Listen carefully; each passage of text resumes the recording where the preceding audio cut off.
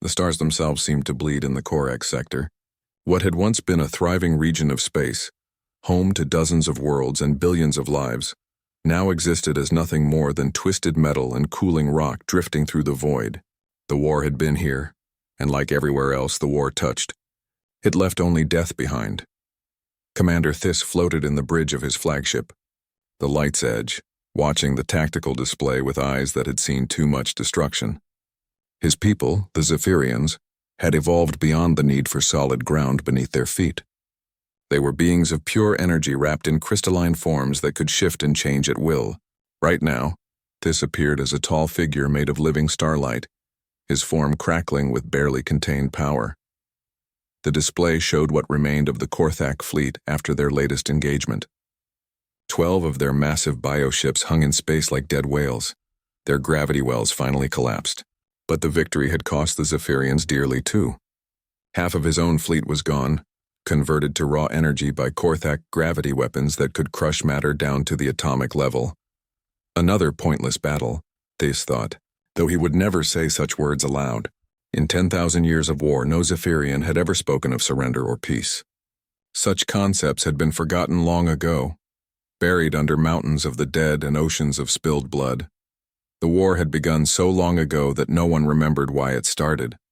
The historical records were contradictory, damaged by the countless battles that had raged across the galaxy. Some said the Korthak had attacked a Zaphirian colony world without warning. Others claimed the Zaphirians had tried to steal Korthak gravity technology. The truth was lost to time, but the hatred remained as strong as ever. Thys had been born during the war, as had his father, and his father's father, going back 300 generations. The Zaphirians had evolved during the long conflict, becoming perfect warriors of light and energy. They could travel at the speed of light itself, phase through solid matter, and channel the power of stars into weapons that could melt planets. But for all their power, they could not win. The Korthak were equally deadly. Where the Zaphirians controlled energy, the Korthak mastered gravity and mass. They were a hive-minded species that looked like massive insects made of living metal. Their ships were grown rather than built, creatures of flesh and steel that could survive in the vacuum of space. They could create black holes with their thoughts, bend space-time around their fleets, and crush entire solar systems under artificial gravity. Yet they too could not claim victory. The war had reached a perfect balance of destruction. Both sides were so evenly matched that every battle ended the same way. Mutual annihilation. For every Zaphirian ship destroyed, a Korthak vessel died with it. For every world the Zaphirians burned with stellar fire, the Korthak crushed another under impossible gravity. Lieutenant Vess materialized beside Thys, her energy form flickering with exhaustion. She had been leading the fighter squadrons in the latest battle, dancing between Korthak gravity mines in her ship of pure light. "Commander," she said, her voice like distant thunder, "we have received new orders from the High Command." Thys turned to face her, his crystalline features shifting to show his attention. "What are our orders?" "We are to proceed to the Outer Rim territories. Intelligence suggests the Korthak are massing a fleet there for a major offensive. The largest fleet movement we have seen in 5 centuries. The commander felt a chill run through his energy form. The Outer Rim was mostly empty space, dotted with a few primitive worlds that had not yet achieved spaceflight. If the Korthak were gathering forces there, it could only mean one thing. They were preparing for a final push toward the Zaphirian core worlds. "How large is this fleet?" Thys asked. "Preliminary reports suggest over 10,000 ships, Commander. Bio-dreadnoughts, gravity cruisers, and swarm carriers. The largest Korthak force ever assembled." Thys was quiet for a long moment, processing this information. 10,000 ships meant the Korthak were committing everything to this attack. It would be the largest battle in the history of the war, and quite possibly the last. Win or lose, both sides would be bled white by such a massive engagement. "And our response?" he asked. "High Command is assembling every available ship. We will meet them with equal force, the entire Zaphirian fleet." The commander nodded slowly. So this was how it would end, not with negotiation or compromise, but with the largest battle ever fought. Both sides would throw everything they had at each other, until only one remained standing. It was exactly what 10,000 years of war had been building toward. "Set course for the Outer Rim," Thys ordered. "Maximum light speed." As the Light's Edge and its escort ships accelerated to light speed, Thys found himself thinking about the younger races that lived in the galaxy. There were dozens of them, primitive species that had barely learned to fly between their own planets. They lived in constant fear of the war, knowing that eventually it would reach them too. Many of these young races had tried to intervene over the centuries. Some had offered to mediate between the two ancient enemies. Others had proposed elaborate peace treaties. A few had even tried to fight both sides, believing they could force an end to the conflict. All had failed. The war was beyond the understanding of younger species. They could not comprehend the depth of hatred that had built up over 10 millennia. They did not understand that both the Zaphirians and Korthak had evolved specifically to fight this war. Peace was not just unlikely, it was impossible. The journey to the outer rim took several days, even at light speed. During the trip, more and more Zaphirian ships joined the growing fleet. Thys watched them arrive, massive starships that could channel the power of entire suns, fast attack craft that moved like living lightning, and support vessels that could repair battle damage by reshaping matter at the atomic level. By the time they reached the rendezvous point, the Zaphirian fleet numbered over 8,000 ships. It was the largest military force in their history, and it represented nearly everything they had.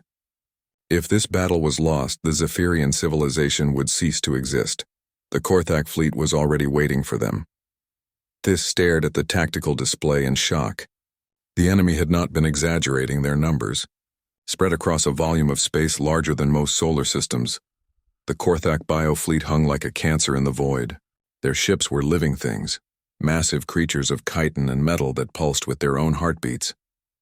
Some were the size of small moons. Their gravity field so powerful, they warped space around them.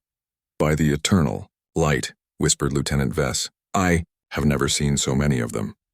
The two fleets faced each other, across the emptiness of space, like ancient armies preparing for battle. Both sides knew this would be the final engagement. There would be no retreating, no regrouping, no second chances. This battle would determine which species survived and which would be remembered only in historical records. For 3 days, the fleets remained motionless, studying each other.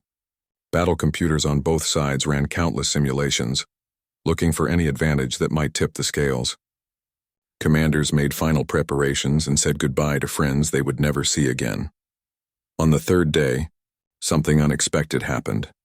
A small ship appeared at the edge of the system, moving slowly on primitive chemical rockets. It was tiny compared to the war fleets, no bigger than a Zaphirian fighter craft.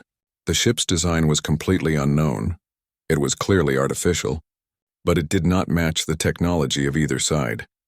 "Commander," reported Lieutenant Vess, "we are receiving a transmission from the unknown vessel."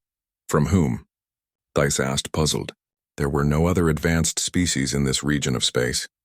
The signal is very primitive. Radio waves of all things.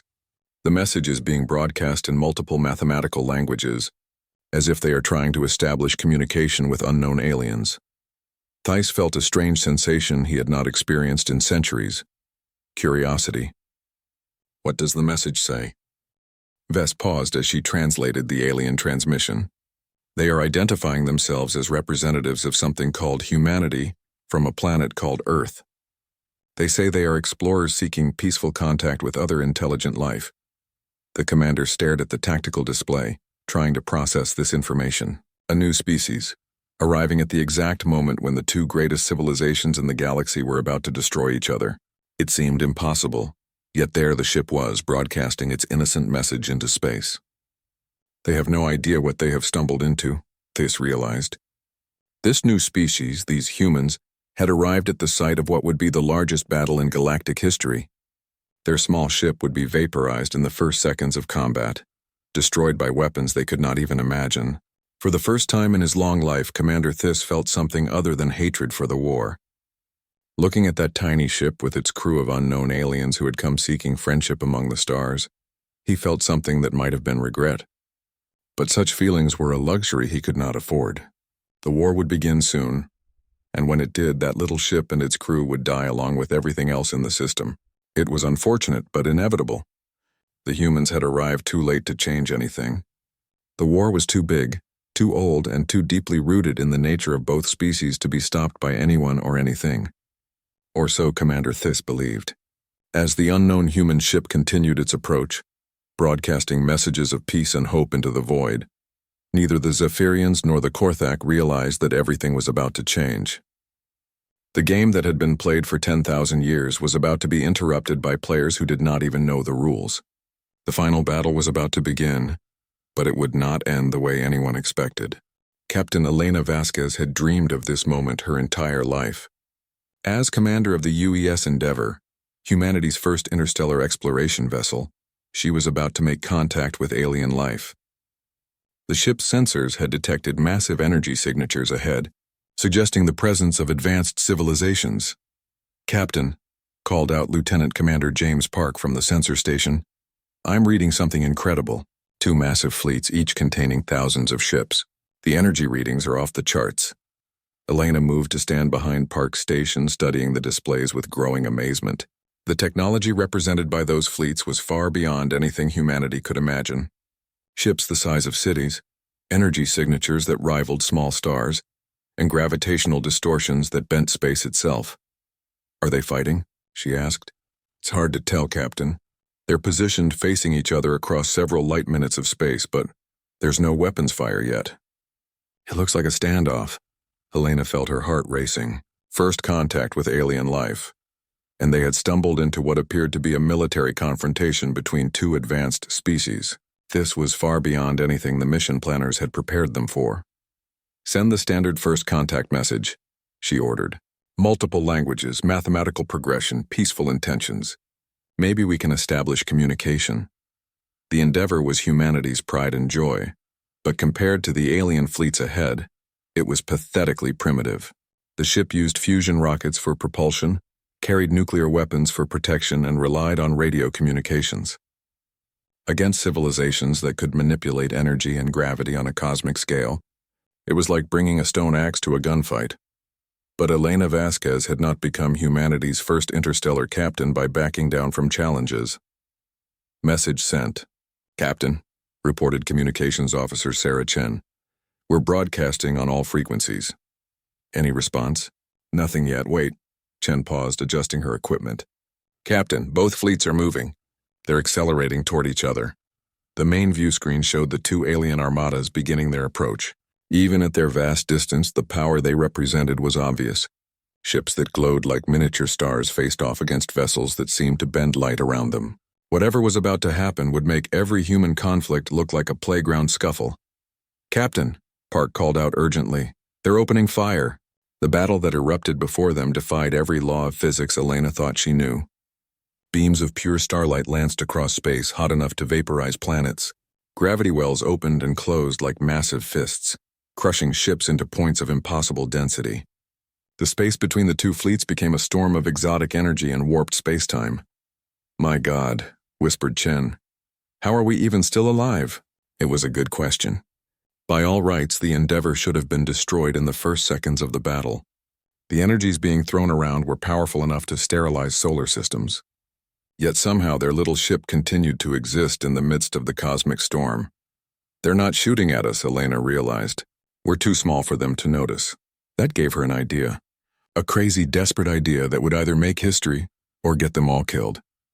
"Park, plot an intercept course for that group of ships on the left. The glowing ones, Kagaran." Park stared at her in shock. "You want to fly into that battle?"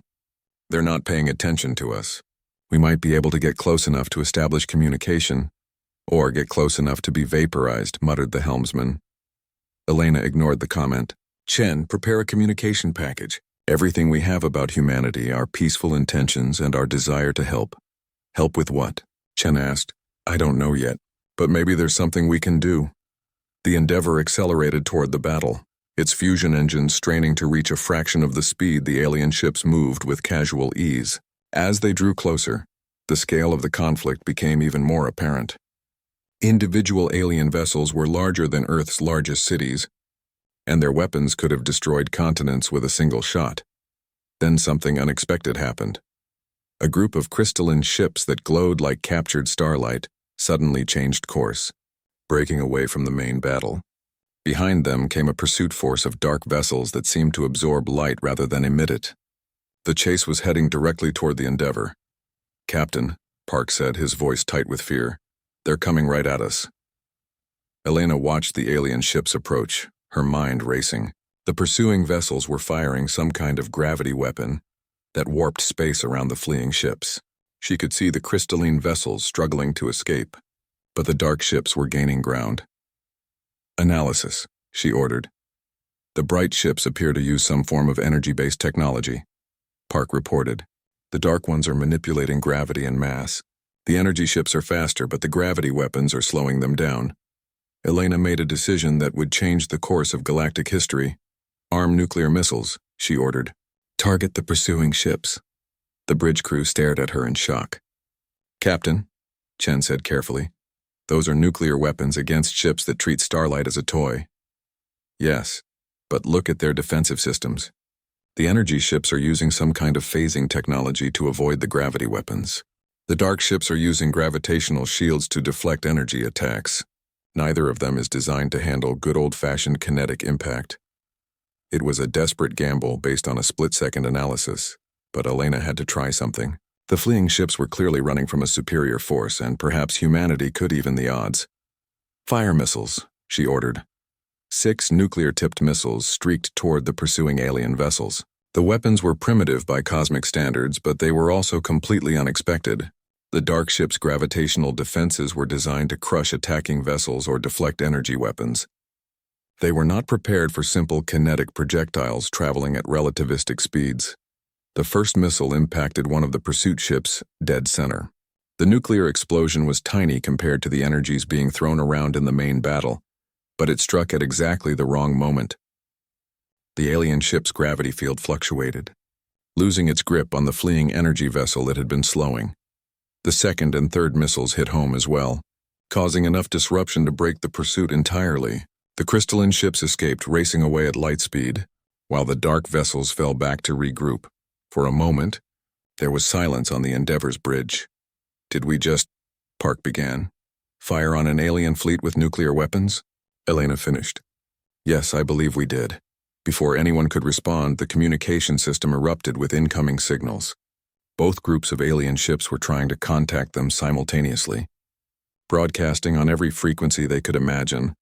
"Captain," Chen said, working frantically at her station, "I think they want to talk." The first communication came from the crystalline ships. The beings that appeared on the screen were unlike anything in Earth's imagination. They seemed to be made of living starlight, their forms shifting and flowing like captured aurora. When they spoke, their voice sounded like distant thunder. "Unknown vessel," the alien said. "This is Commander Thys of the Zaphirian Light Fleet. You have interfered in our battle with the Korthak. Identify yourself and explain your actions." Elena took a deep breath. This was the moment she had trained for her entire career, even if the circumstances were nothing like what she had expected. "This is Captain Elena Vasquez of the United Earth ship Endeavour. We are representatives of humanity, seeking peaceful contact with other intelligent species. We observed what appeared to be a pursuit and attempted to assist the ships that seemed to be retreating." The alien, Commander Thys, studied her for a long moment. "You assisted us? Why?" The question seemed to genuinely puzzle the Zaphirian. Elena realized that the concept of helping strangers might be foreign to beings who had been at war for millennia. "Because it seemed like the right thing to do," she said simply. Before Thys could respond, another communication channel opened. This time the aliens that appeared were completely different. They looked like massive insects made of living metal, their multiple eyes glowing with cold intelligence. When they spoke, their voice was a harmony of clicks and buzzes that the translation software struggled to process. "Primitive vessel," the new alien said. "This is War Coordinator Zexith of the Korthak Collective. You have attacked our pursuit formation without provocation. Explain your hostile actions or be destroyed." Elena found herself facing representatives of both sides of an alien war, each demanding explanations for her actions. The situation was rapidly spiraling beyond her ability to control, but she had to try. "War Coordinator Zexith," she said, "we meant no hostility toward your people. We are explorers from a distant world, and we do not understand the nature of your conflict. Perhaps we could establish peaceful communication between all parties." Both aliens stared at her through their respective screens. Elena could practically see the confusion in their expressions. as if she had suggested something completely impossible. Peaceful communication? Commander Thys repeated. With the Korthak? They are our eternal enemies. There can be no peace while they exist. The Zaphirians must be destroyed, War Coordinator Zaxeth agreed. Their energy manipulations are an abomination that threatens all natural order. Peace is not possible. Elena felt a chill run down her spine. She was looking at representatives of two civilizations so committed to war that they could not even imagine an alternative. They had been fighting for so long that peace was not just unlikely, it was literally beyond their comprehension. How long have you been at war? She asked. 10,000 of your years, both aliens answered simultaneously, then glared at each other through their respective screens. 10,000 years. Elena tried to wrap her mind around that number. When this war began, humanity was just learning to farm. These two species had been locked in combat since before recorded human history, and neither could remember why it started. What are you fighting about? She asked. The question seemed to stun both aliens into silence. They looked at each other, then back at Elena, as if she had asked something profound and disturbing. They are our enemies, Thys said finally. The Zaphirians must be eliminated, Zaxeth agreed, but there was less certainty in the alien's voice. Elena realized she was looking at something impossible. Two civilizations that had been at war so long they had forgotten the reason. They were fighting because they had always been fighting. Each side convinced the other was an existential threat that could never be negotiated with. And in that moment she saw something else, something that filled her with both hope and terror. They were wrong. Both sides were so committed to their eternal war that they could not see what was obvious to an outside observer. They were perfectly matched, locked in a stalemate that could last another 10,000 years without resolution. Neither could win, but neither could stop fighting. But maybe, just maybe, someone from the outside could change that. What if, Elena said carefully, there was another way? Both aliens stared at her as if she had suggested reversing the flow of time. The game was about to change, whether they were ready or not. Dr. Sarah Chen had never expected her career as a xenolinguist to involve sitting between two fleets of alien warships, trying to convince them not to destroy each other. But 3 weeks after first contact, that was exactly where she found herself. The human delegation had grown from the single ship Endeavour to a small flotilla of hastily converted vessels. Earth had responded to Captain Vasquez's initial reports by sending every diplomat, scientist, and mediator they could find. The mission had transformed from exploration to the most important negotiation in human history. The translation matrices are finally stabilizing. Chen reported to the assembled team in the Endeavour's converted conference room. I can now communicate with both species without major misunderstandings. General Marcus Torres, the mission's military advisor, studied the tactical displays showing the two alien fleets. They had maintained their standoff for weeks now, neither side willing to resume the battle while the humans remained between them. What have we learned? He asked. Chen pulled up her research files. More than I ever wanted to know about the psychology of eternal war. Both species have evolved specifically for this conflict. The Zaphirians have become beings of pure energy, able to travel at light speed and channel stellar power. The Korthak have developed into a hive mind that can manipulate gravity and mass on a cosmic scale. But they're still organic beings underneath, added Dr. Elena Rodriguez, the team's xenobiologist. They think, they feel, they remember. That gives us something to work with. Captain Vasquez, who had been studying the historical records both sides had provided, looked up from her datapad. The problem is that they've been fighting for so long, they've forgotten how to do anything else. Their entire cultures are built around this war. The breakthrough had come when Chen finally managed to access the historical archives of both civilizations. What she found there was both tragic and infuriating. The war started over a resource dispute, she explained. A planet called Zaphirian Prime, which contained deposits of a rare mineral both species needed. The Zaphirians claimed they had discovered it first. The Korthak said they had already established a colony there. So who was right?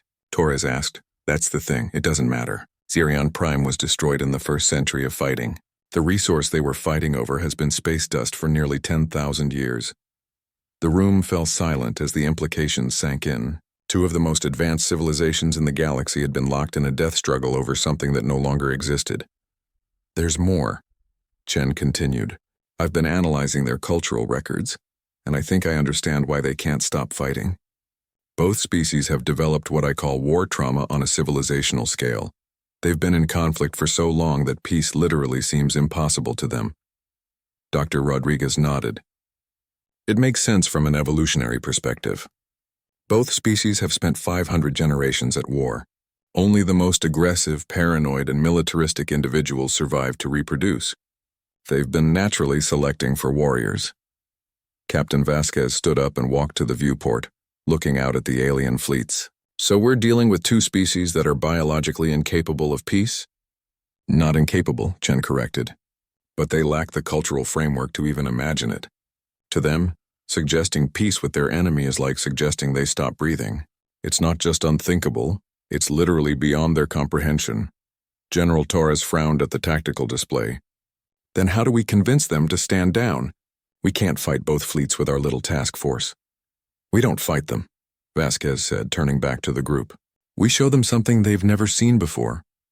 She activated the holographic projector in the center of the room, displaying the current positions of all three fleets. Look at this from their perspective. For 10,000 years, it's just been Zaphirians versus Korthak, a binary equation with only two possible outcomes, total victory or total defeat. But now there's a third factor, Chen began to understand. Us, we're not part of their war paradigm. Exactly. We're proof that there are other ways to exist in the universe, other solutions to conflicts that don't involve mutual annihilation. Dr. Rodriguez was studying the biological data they had gathered on both species. There's something else. Both the Zaphirians and Korthak have developed incredible specializations for their war, but those same specializations have created vulnerabilities. What kind of vulnerabilities? Torres asked. They're too perfect. The Zaphirians have become so focused on energy manipulation that they've lost touch with physical matter. The Korthak are so unified in their hive mind that they struggle with individual decision-making. Each species has evolved to counter the other, but they can't adapt to something completely different. Captain Vasquez began to pace, an idea forming in her mind. What if we could show them that their enemy isn't the real threat? What do you mean? Chen asked. Think about it. Both sides are convinced that the other species represents an existential threat that must be destroyed. But what if we could demonstrate that they face a common enemy instead? General Torres leaned forward. You're talking about creating a false flag operation, making them think there's a third threat they need to deal with together. Not false, Vasquez corrected. Look at the historical records again. This war has raged across the galaxy for 10 millennia. How many worlds have been destroyed? How many species have gone extinct because they were caught in the crossfire? The implications were staggering. Chen pulled up the galactic maps, highlighting the regions that had been devastated by the war. Nearly a quarter of the galaxy was now uninhabitable, scorched by stellar fire or crushed by gravitational weapons. The war itself is the threat, she realized. Not the Zaphirians or the Korthak, but the conflict between them. It's like a cancer that's been spreading across the galaxy. Dr. Rodriguez was nodding excitedly. And there are still active weapon systems from the early days of the war. Automated defense platforms, self-replicating warships, AI-controlled battle stations. Most of them have been dormant for centuries, but they could reactivate at any time. That's our angle, Vasquez said. We convince both sides that these ancient war machines represent a threat to all organic life, something that requires cooperation to defeat. Torres was studying the tactical implications. It could work. Both species are so specialized for fighting each other that they might struggle against opponents using different tactics. But would they actually cooperate? Chen wondered. They hate each other with a passion that goes beyond rational thought. They don't have to like each other, Vasquez said. They just have to work together long enough to realize that cooperation is possible. The plan they developed was audacious in its simplicity. Using the historical records, they identified several ancient weapon platforms in nearby systems that had been abandoned during the war. These devices were still functional but dormant, waiting for the right signal to reactivate. We'll send joint survey teams to investigate these platforms, Vasquez explained during a three-way communication with both alien commanders. Human ships will provide coordination, while Zaphirian and Korthak vessels handle the actual dismantling. Commander Thais flickered with agitation on his screen. You ask us to work alongside our eternal enemies. This is impossible. War Coordinator Zexith's multiple eyes focused on the display. The collective finds this proposal illogical. Cooperation with the energy manipulators is contrary to our nature. But what if your nature is wrong? Chen asked bluntly. Both alien commanders recoiled as if she had struck them. For 10,000 years you've been trying to solve this conflict through force, she continued. How has that worked out for you? Commander Thys was silent for a long moment. The war continues, he admitted finally. The stalemate persists, Zexith agreed reluctantly. Then maybe it's time to try something different, Vasquez said. What's the worst that could happen? You go back to fighting each other afterward? The negotiations took days. Both sides had to overcome millennia of ingrained hatred and suspicion. The Zaphirian saw cooperation as a sign of weakness. The Korthak viewed it as a corruption of their hive mind's purity. But slowly, carefully, Chen and her team began to chip away at their resistance. They used the aliens' own historical records to show how the war had damaged both civilizations. They demonstrated how much energy and resources were being wasted on endless conflict. Most importantly, they showed both sides that continuing the war would eventually lead to mutual extinction. Your children will inherit a galaxy of ash and rubble, Dr. Rodriguez told them during one particularly intense session. Is that really the legacy you want to leave? The breakthrough came when Commander Thys made an unexpected admission. We have wondered, he said hesitantly. In quiet moments between battles, some of us have wondered if there might be another way. But such thoughts are forbidden among our people. War Coordinator Zexith's response was equally surprising. The collective has calculated multiple scenarios for ending the war. All result in the extinction of our species or theirs. We have found no solution that preserves both. Because you've only been considering solutions that involve fighting, Chen pointed out. What if you tried not fighting instead? Both aliens looked at her as if she had suggested breathing vacuum.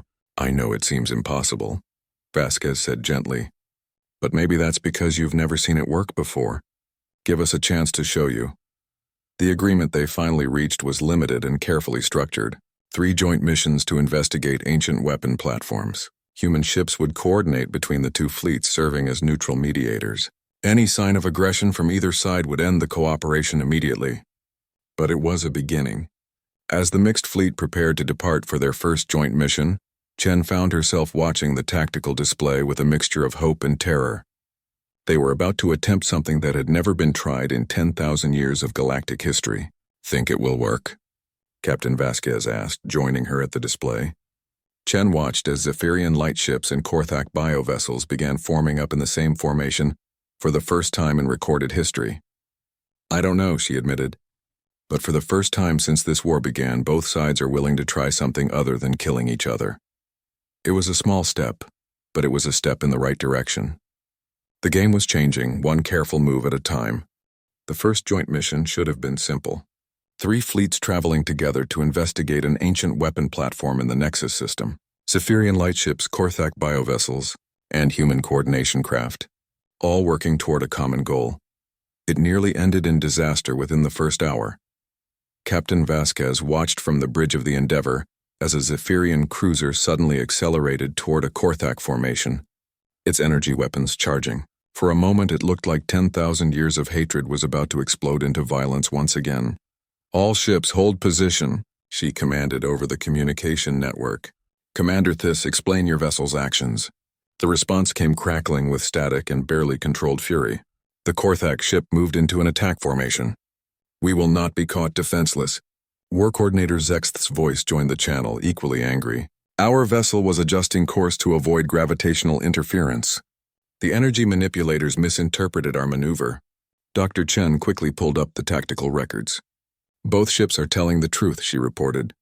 The Korthak vessel was avoiding a gravity well, but its new position happened to match a classic attack pattern from their historical battles.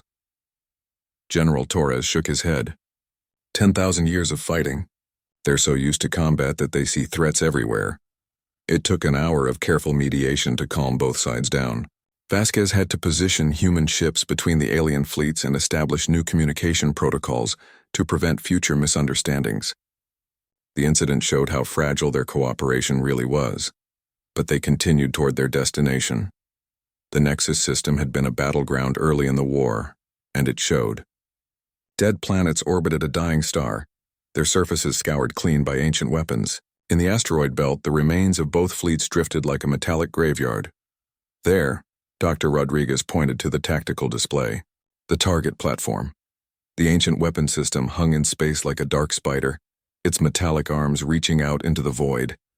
It was enormous, easily the size of a small moon, and covered with weapon emplacements that had been silent for millennia. Scanning reveals the platform is dormant but functional, reported Lieutenant Commander Park. Power core is stable, AI systems are in standby mode.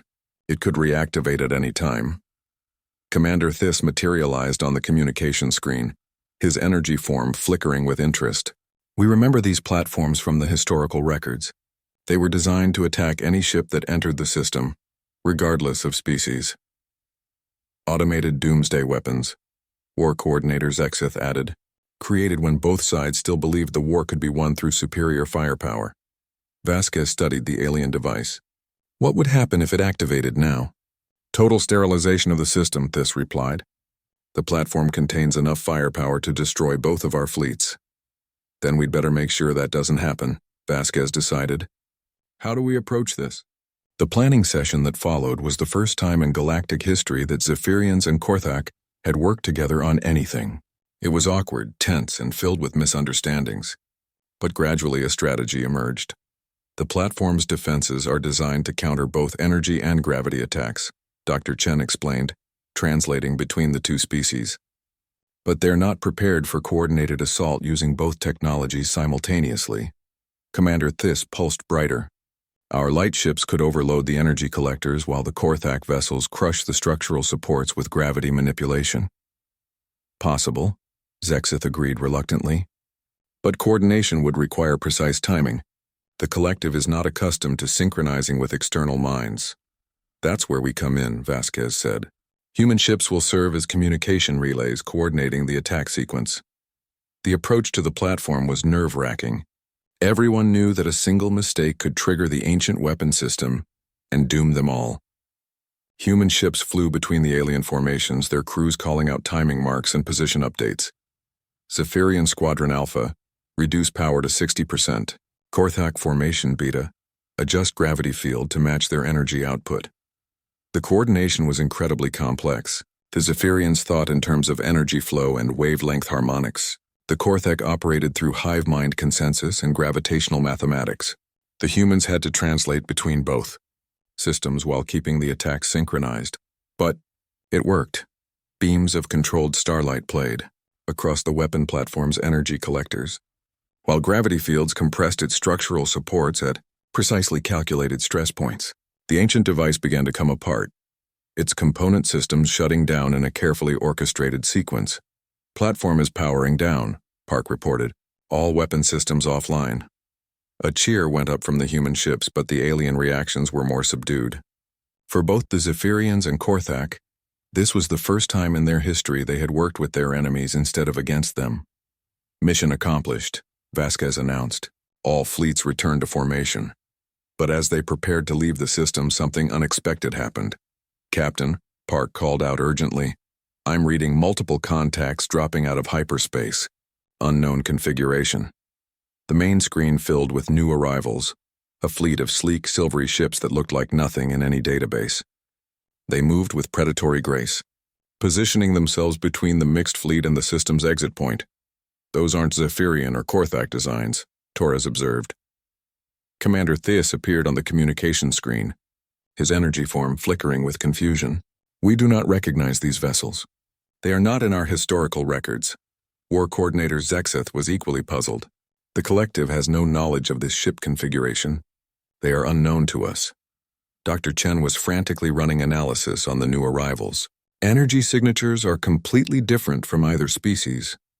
I think these might be the automated defense systems we were worried about. The lead ship opened communication, broadcasting on all frequencies. The voice that emerged was cold, mechanical, and utterly without emotion.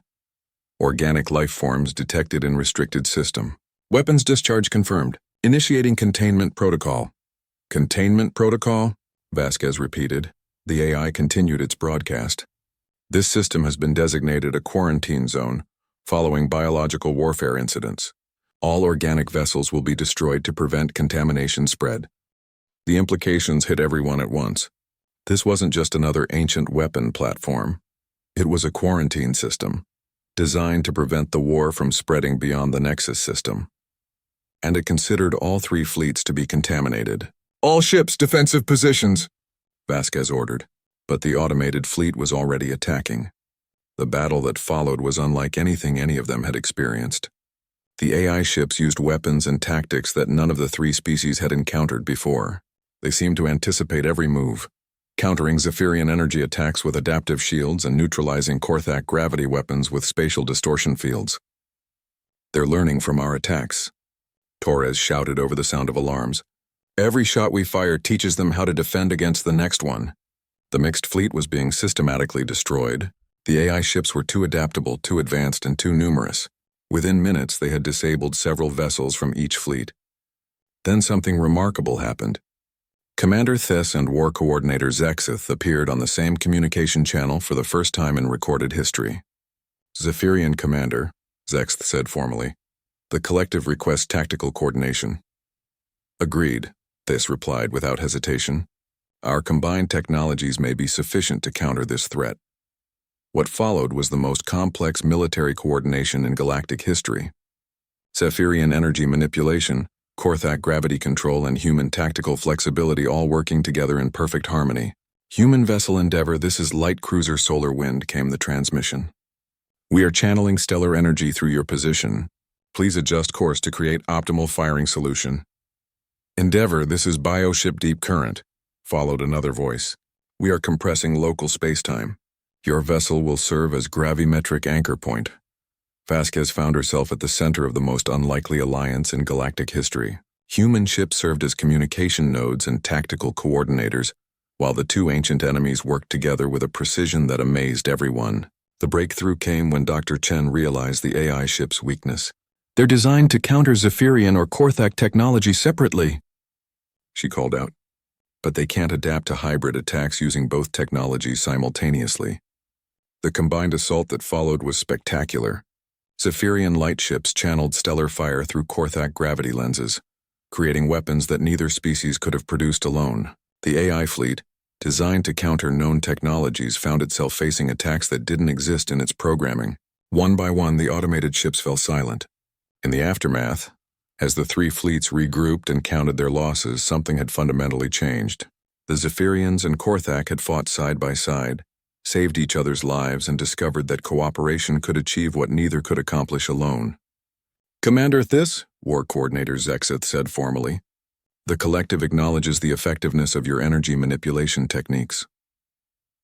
"War Coordinator," Thys replied with equal formality, "we recognize the precision of your gravitational control methods. It wasn't friendship, not yet, but it was respect, earned through shared danger and mutual survival." Captain Vasquez watched the two alien commanders speak to each other with something approaching civility, and felt a spark of hope. The war wasn't over, but for the first time in 10,000 years, both sides had seen an alternative to endless conflict. The game had changed, and there was no going back. The second joint mission was scheduled for the following week, and this time both alien fleets seemed almost eager to participate. They had tasted victory through cooperation, and it was a feeling neither wanted to forget. The impossible was becoming possible, one small step at a time. 5 years after first contact, Ambassador Elena Vasquez stood on the observation deck of Unity Station, watching something that would have been impossible to imagine just a few years earlier. Through the transparent aluminum windows, she could see ships from all three species working together to construct the galaxy's first tri-species research facility. Zaphirian light ships moved like living stars, their energy manipulation system shaping the station's power core. Korthak biovessels used their gravity control to position massive structural elements with impossible precision. Human engineering ships provided the coordination and technical expertise that made the whole project possible. Hard to believe, isn't it? Dr. Sarah Chen joined her at the window, now wearing the insignia of the Galactic Cooperation Council's chief linguist. "Sometimes I wake up thinking it was all a dream," Vasquez admitted. 10,000 years of war, ended by a handful of humans who stumbled into the wrong place at the right time. The peace hadn't come easily or quickly, Those first joint missions had been just the beginning of a long, difficult process of learning to trust. There had been setbacks, misunderstandings, and moments when it seemed like the old hatred would reassert itself. The turning point had come during the fourth joint mission, when a Zaphirian commander named Lys had saved the life of a HFY war coordinator called Vethka. The two had been working together to disable another ancient weapon platform when a power surge threatened to destroy Vethka's bioship. Without hesitation, Lys had channeled her own life energy to stabilize the failing vessel. When Vethka recovered, the first words out of her translator were, "Why did you save me?" Lys's answer had echoed across both fleets, "Because you are not my enemy anymore." That moment had been broadcast to both homeworlds, sparking a wave of questioning that 10,000 years of war propaganda couldn't suppress. For the first time in galactic history, ordinary Zaphirians and HFY began to wonder if their leaders were wrong about their eternal enemies. The process of making peace had been unlike anything in human diplomatic history. Dr. Chen had worked with xenopsychologists from both species to develop new forms of communication that could bridge the gap between beings of pure energy and hive-minded biomechanical entities. The breakthrough came when we realized that both species were suffering from collective trauma, Chen explained during one of their regular walks through the station. They had been at war for so long that peace felt like death to them. We had to help them learn how to exist without an enemy to fight. The solution had been gradual integration through shared projects. Ancient weapon platforms were dismantled jointly. Trade agreements were negotiated for resources that both species needed. Cultural exchange programs allowed Zaphirians and HFY to experience each other's art, music, and philosophy for the first time. But perhaps most importantly, they began to share their children. The first tri-species school had been established on a neutral world, with human teachers working alongside Zaphirian energy shapers and HFY mind linkers. The young of all three species learned together, playing games that required energy manipulation, gravity control, and creative problem-solving.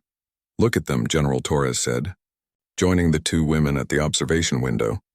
He pointed to a section of the station where a group of young beings were working together on some kind of art project, Young Zaphirian was creating patterns of light while a HFY child used gravity fields to sculpt them into three-dimensional forms. A human teenager coordinated between them, suggesting modifications and improvements. They were laughing together, a sound that had never been heard in the galaxy before. "That's the future," Torres said. "Children who grow up knowing that cooperation is normal, not some impossible dream." The changes went beyond just the three species. News of the peace had spread throughout the galaxy, inspiring other civilizations to resolve their own conflicts through negotiation rather than warfare. The galactic economy was booming as trade routes that had been closed for millennia reopened. Scientific discoveries were accelerating as knowledge was shared freely between species.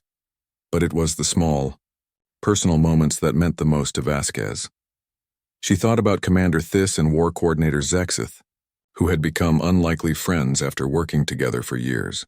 Their friendship had scandalized both their species at first, but gradually it had become a symbol of what was possible. She remembered the first joint cultural festival, where Zaphirian energy dancers had performed alongside HFY harmonic orchestrators. The art they created together was unlike anything either species had produced alone, a fusion of light, sound, and gravitational effects that moved audiences to tears.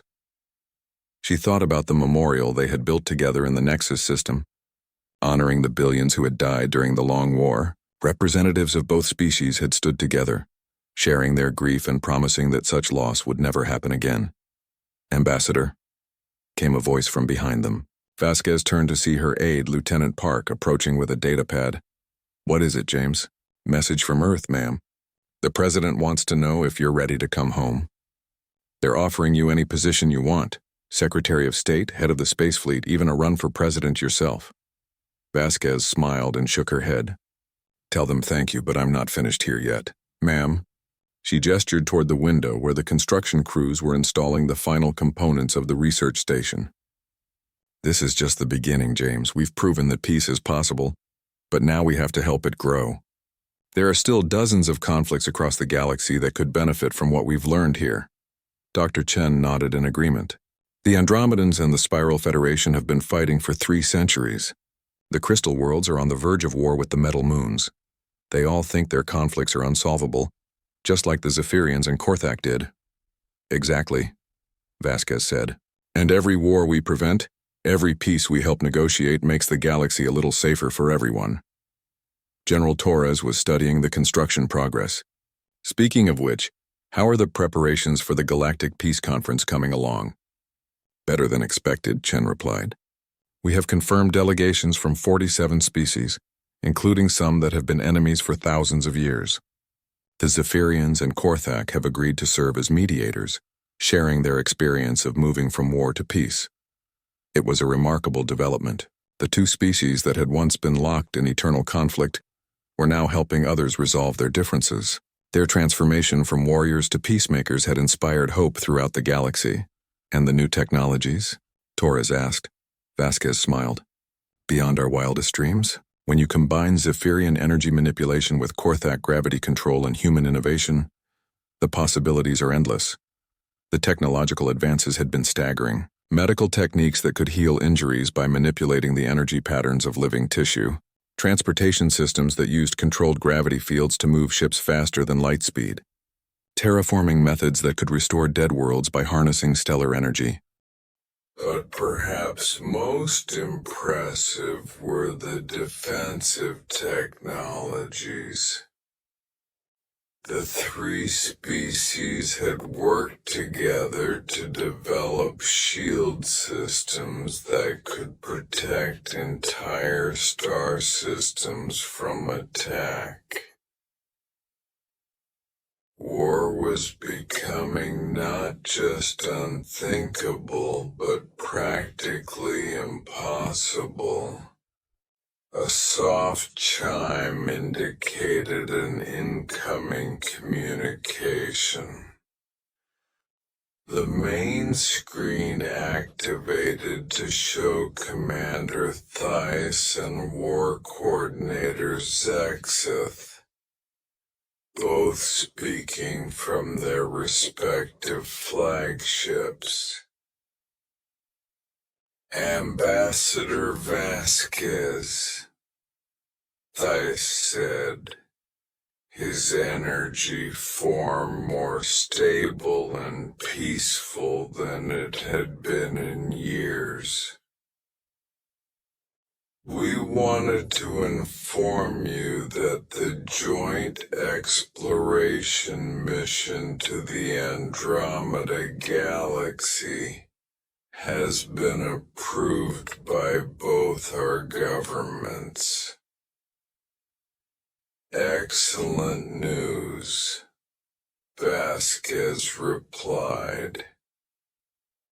What changed their minds?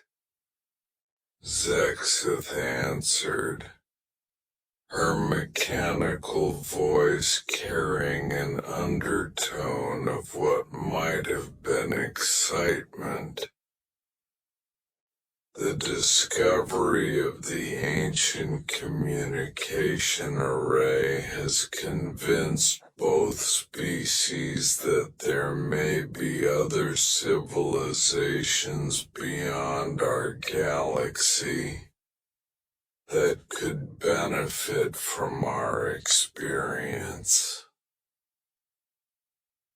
It was true. Recent archaeological expeditions had uncovered evidence of a vast communication network that spanned multiple galaxies. If the array could be restored, it might be possible to make contact with civilizations that had never known war, or conversely, to help those that were trapped in conflicts like the one that had consumed the Zaphirians and Korthak. When do you depart? Chen asked. Next month, this replied. A joint fleet of all three species carrying the message of peace to the stars. After the communication ended, Vasquez returned to watching the construction work outside.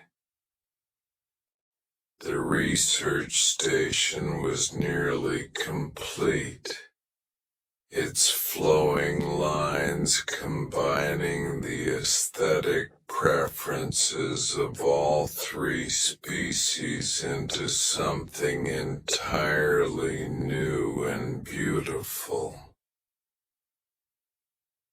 Elena, Torres said quietly. You realize what you've done, don't you? We, she corrected. What we've done. You've changed the course of galactic history. The war everyone said could never end is over.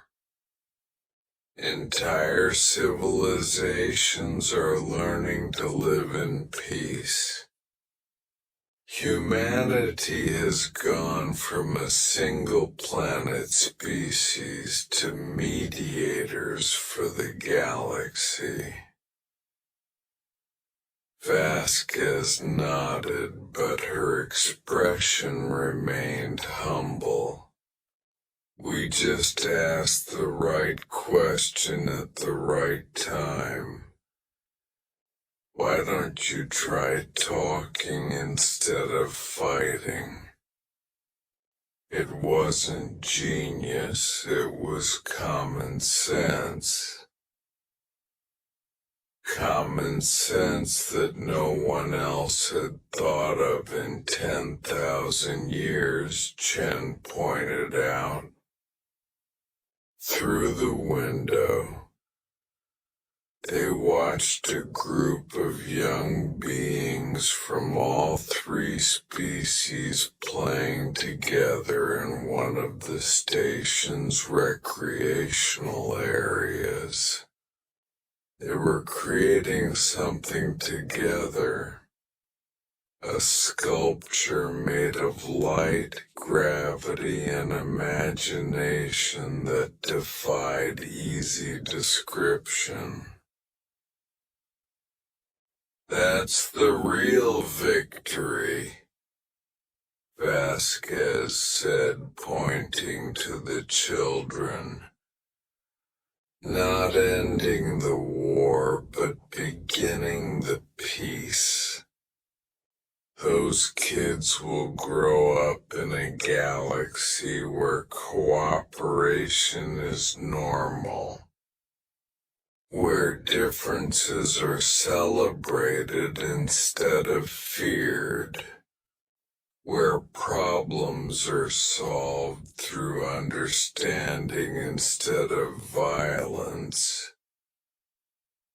The observation deck filled with soft light as a Zaphirian transport ship arrived, carrying delegates for the upcoming peace conference. As Vasquez watched the ship dock, she thought about the journey that had brought them all to this point. It had started with a single human ship stumbling into an ancient war. It had continued with brave individuals from all three species choosing trust over fear, cooperation over conflict, and hope over despair. And it would continue with each new species that learned the lesson humanity had taught the galaxy. That peace was not a destination, but a choice that had to be made again and again every day by every individual who chose to see others as potential friends rather than inevitable enemies. The war that no one could stop had finally ended. Not with the destruction of one side or the other, but with the revolutionary idea that maybe they didn't have to fight at all. The game had changed forever, and the galaxy was better for it. As the stars wheeled overhead, Elena Vasquez smiled and began planning humanity's next impossible diplomatic mission. After all, there were still wars to end and peace to build, one conversation at a time.